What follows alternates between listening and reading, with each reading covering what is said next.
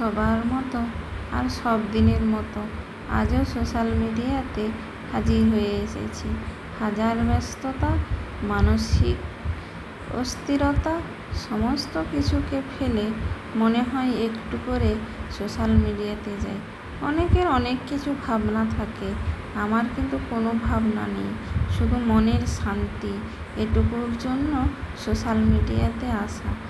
মনের অনেক সমস্যা, নিজের অনেক অসুবিধা, তা সত্ত্বেও বাড়িতে একটি মেয়ে সারাদিন কত সমস্যার মুখোমুখি হয়েও তাকে ঠিক থাকতে হয়।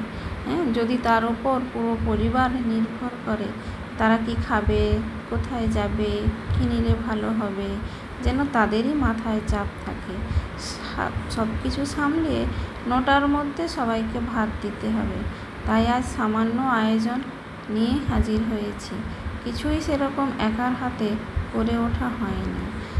সামান্য উচ্ছে সেদ্ধ, মাছ ভাজা আর পালং শাকের সব কিছু দিয়ে একটা তরকারি। একটা সাধারণ পরিবারে এটা মনে হয় যথেষ্টই।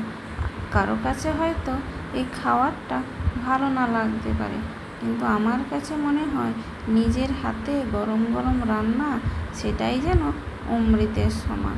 তাছাড়া আমার ঘরের সবাই তো এরকমটাতেই অভ্যস্ত। কোনো সময় বলে না যে আর কেন কিছু হলোই না, আর কিছু কি। বর্তমানে যা পরিস্থিতি, সমাজের যা অবস্থা, চারিদিকে বন্যা কবলিত এলাকা, মানুষ যা হাহাকার করছে, সে জায়গায় দাঁড়িয়ে দুবেলা দুমুঠো ভাত পাচ্ছি, তার সঙ্গে একটা তরকারি, আমার কাছে মনে হয় স্বর্গ আমি পেয়ে গেলাম। এটাই আমার কাছে যথেষ্ট। অনেকে তো আছে শুধু নিজে ভালো থাকবো, নিজে ভালো খাবো, এটুকু ভাবে। কিন্তু আমি কখনোই ভাবিনি যে আমি ভালো খাবো, ভালো থাকবো। আমি সবসময় ভাবি আমার আশেপাশে আমার আত্মীয় পরিজন সবাই যেন ভালো থাকে। হয়তো সেটা অনেকের পছন্দ হয় না, কিন্তু আমি যেমন মানুষ, ছোট থেকে মানুষ হয়ে এসেছি, বা আমার যা মানসিকতা, সেটাকে আমি কিভাবে পরিবর্তন করতে পারি।